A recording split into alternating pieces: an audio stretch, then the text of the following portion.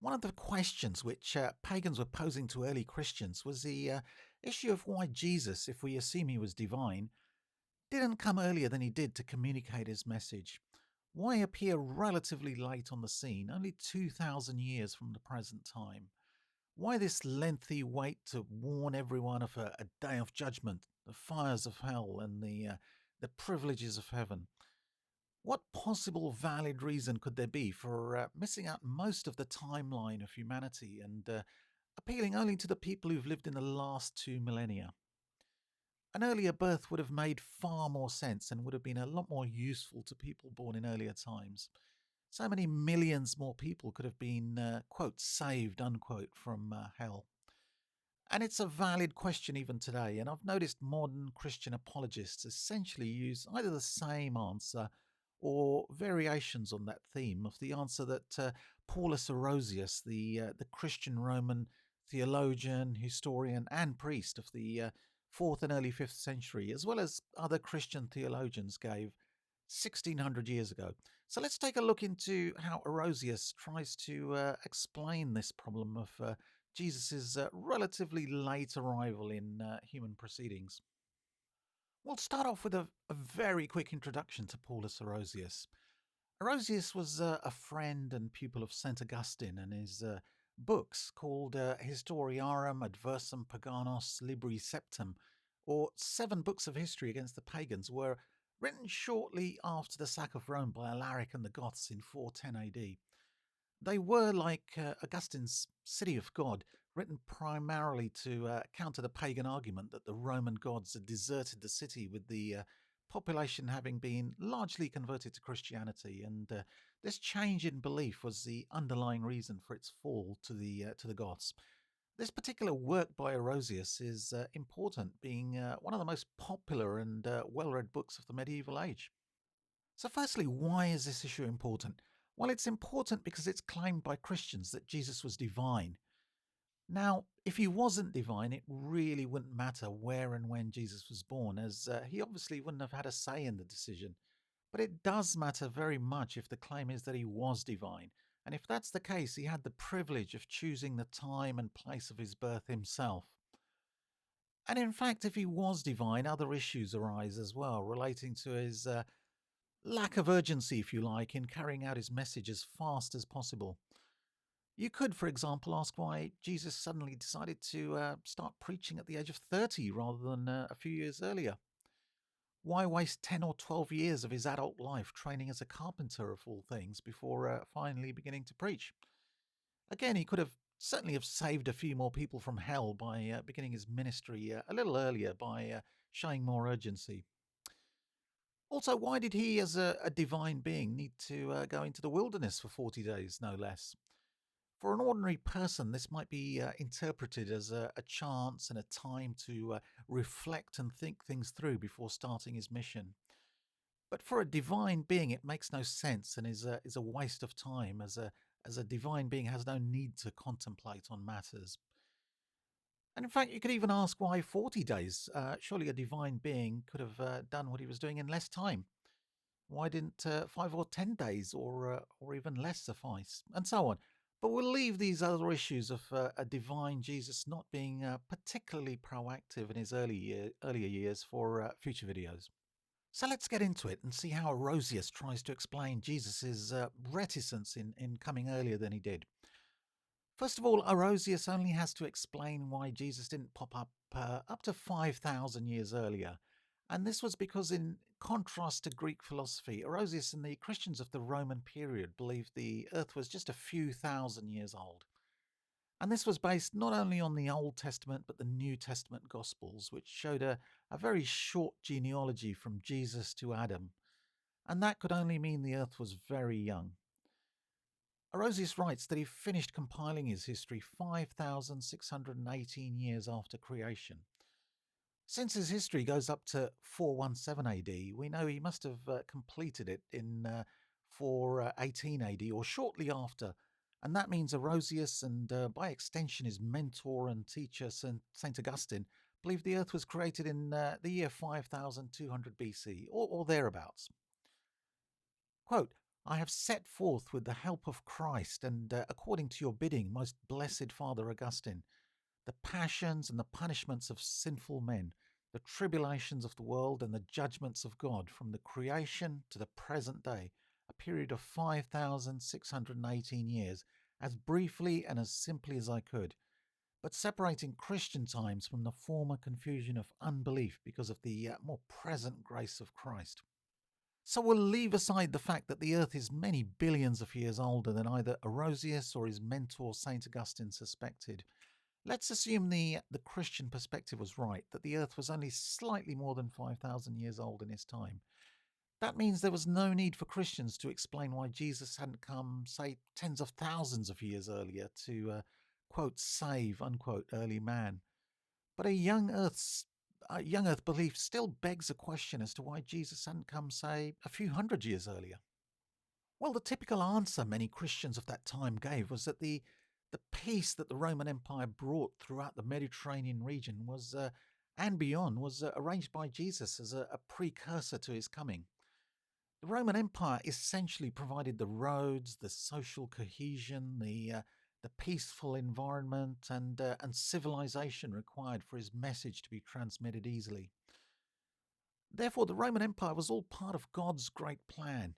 In essence, the empire facilitated the spread of Christianity. Prior to the Roman Empire, the conditions for his coming just hadn't been right.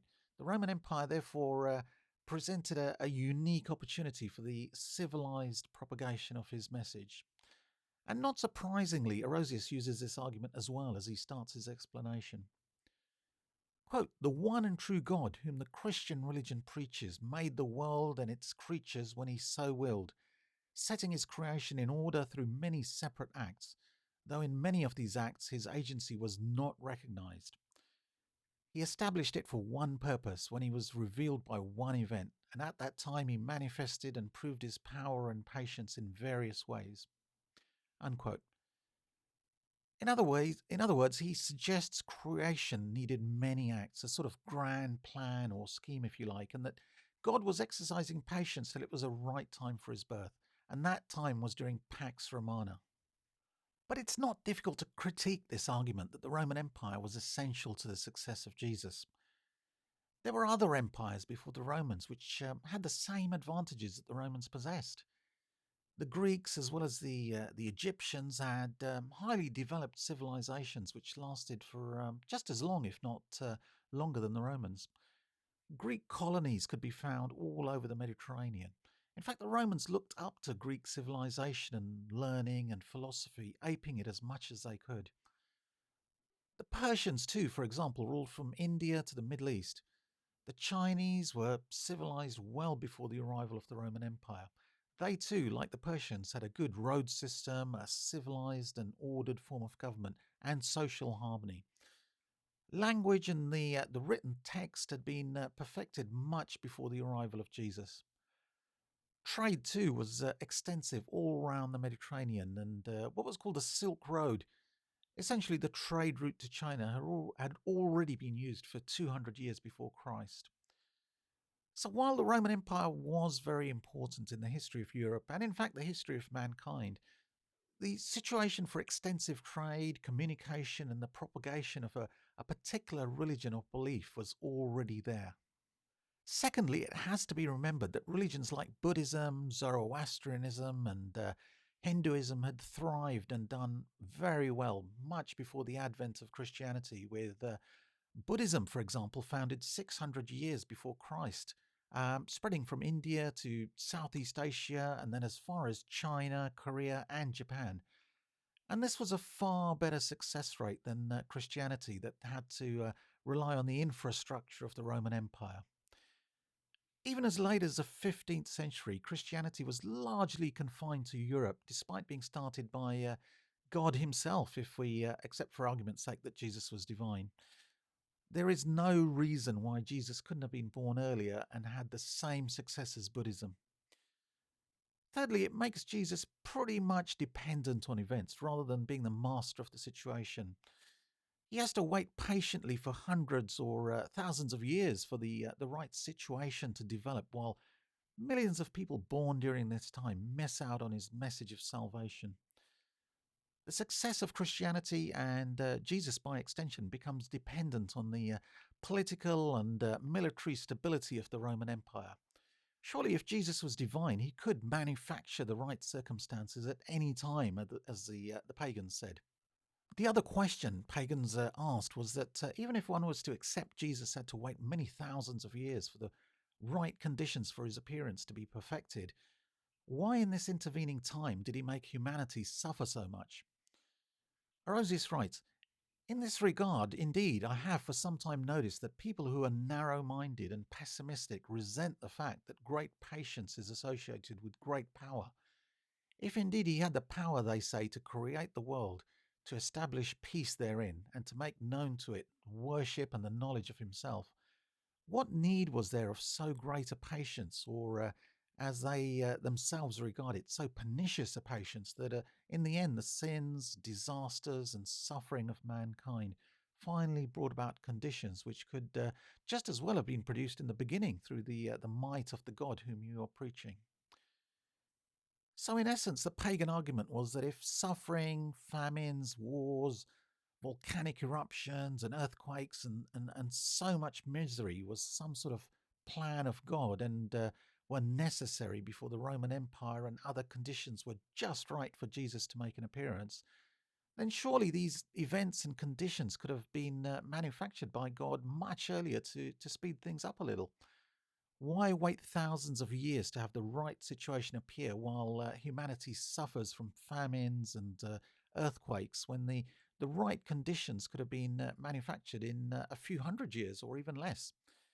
It makes God look weak and powerless and dependent on time, as if things are not entirely under his control and that he requires thousands of years to make his magic work. Orosius answers this by arguing that all the suffering of humanity while it waited so long for Jesus to appear was really a trial for humans. Quote, but having abused the goodness of the Creator who had given it freedom, it turned his gift of liberty into stubborn disobedience and passed from contempt of God into forgetfulness of God. In view of this, the patience of God is just in either case. For even if he is held in contempt, he does not wholly destroy anyone to whom he wishes to be merciful, but by virtue of his power, as long as it is his will, he permits the man who despises him to suffer trials.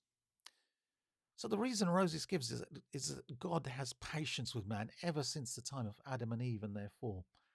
And this time from Adam to Jesus is simply the patience God has shown to humans to get back on the straight and narrow. But he gave mankind trials because they despised him. But the problem with this is that patience is incompatible with the omniscience of God. If God knows everything, past, present, and future, then patience is redundant, as he knows as and when things will happen. The other argument that Orosius records the pagans putting forward was the lengthy time that the Roman Empire took to grow and reach its peak. If we assume the empire and the associated peace, stability, and road system that it brought, i.e. Pax Romana, was a specific requirement for Jesus to be born and for the conditions to be right for the propagation of the Christian message, then surely this could have been achieved by Jesus much earlier than it was.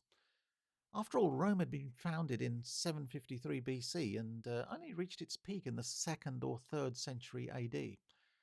Why did God spend over 1,000 years allowing the Roman Empire to gradually develop and not forgetting the setbacks that it had during this time against various enemies like the Gauls or the Carthaginians, for example?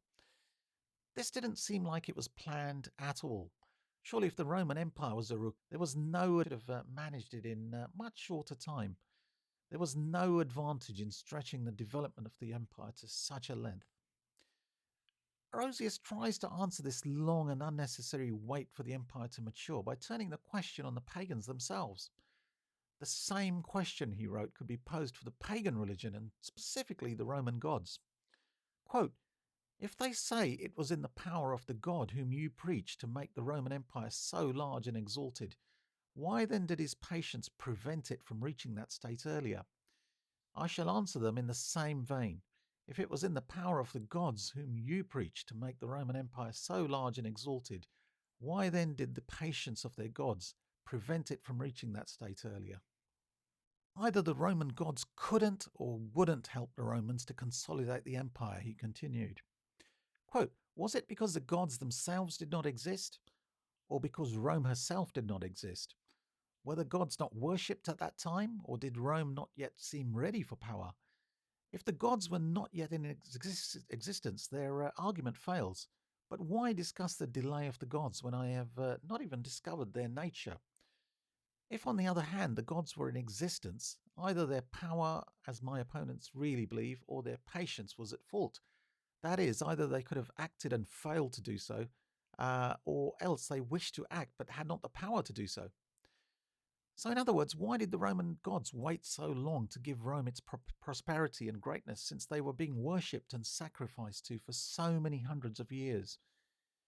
Now, while that's a good counter against the pagans and their beliefs, that still doesn't answer the original pagan argument as to why Jesus was similarly reticent in manufacturing Pax Romana if he was divine. Orosius continues, quote, or if it seems more plausible to say that there were indeed gods at that time who could have aided the progress of the Romans, but that there were as yet no Romans who could rightly be assisted, I reply that we are looking for a power capable of creating suitable material to work on, not for mere workmanlike skill in shaping material already there. So essentially, he's asking what on earth the pagan gods of Rome were doing during the several millennia before the empire was founded and began its expansion. They were patently not powerful enough to have begun the development of Rome at that time. All they could do was assist the Romans once the city was founded and propel them forward. Jesus, he argues, but without any explanation or clarification, was capable of triggering off the development of the Romans before his coming. If indeed it was always possible for these gods to foreknow and to ordain, their foreknowledge should rather be assumed, since in the case of omnipotence, to foreknow and to will concerning its own works are the same. Whatever was foreknown and ordained ought not to have been delayed, but to have been put into effect. So again, he uses the same pagan argument, but turns it against them, that the gods should have hurried on the process of Roman supremacy, knowing it would occur at some point anyway. Orosius then attacks the pagan worship and sacrifices to the Roman gods as being meaningless and without results. Why, he argued, did the Romans carry out so much sacrifice to their gods and build so many temples for their honor if the gods had obviously not helped them in times of disaster and military defeats? What was the point of this worship? Quote, especially is this so since the pagans say that their Jupiter was accustomed to amuse himself by turning anthills into tribes of men. Nor do I think that we need to consider further the performance of rites, inasmuch as in the midst of continual sacrifices there was no end or relief from incessant disasters, except when Christ, the Saviour of the world, appeared. This was, of course, a fallacious argument.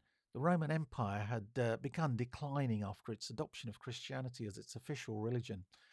The city of Rome itself was sacked during Orosius's time, and again by the Vandals before the empire officially came to an end about 50 years after Orosius. But we'll give Orosius the benefit of the doubt here. Neither he nor St. Augustine or any other Christian apologists obviously had any idea that the Roman Empire, or the western half at least, was nearing its end. So, summing up, a pretty unsatisfactory answer overall from Orosius on why Jesus picked the Roman Empire era to be born in. Perhaps the greatest flaw with his argument was that the Romans themselves were never really interested in the Christian message. Over 300 years after Jesus' birth, at the time of Constantine's conversion to Christianity, we know only a small minority of people, historians estimate around 10%, had converted despite the missionary activities by Christians. The overwhelming majority of people in the Roman Empire were still pagan, and Constantine and his intolerant successors had to use force and the use of laws banning pagan practices, as well as ordering the closure of pagan temples before the bulk of people were converted under varying levels of duress. So even a supposedly divine being choosing the very best time and place in the whole history of humanity didn't have much luck compared to other religions of that time, like Buddhism. Anyway, hope this video was useful, and if you liked the video, do consider liking and subscribing to the channel.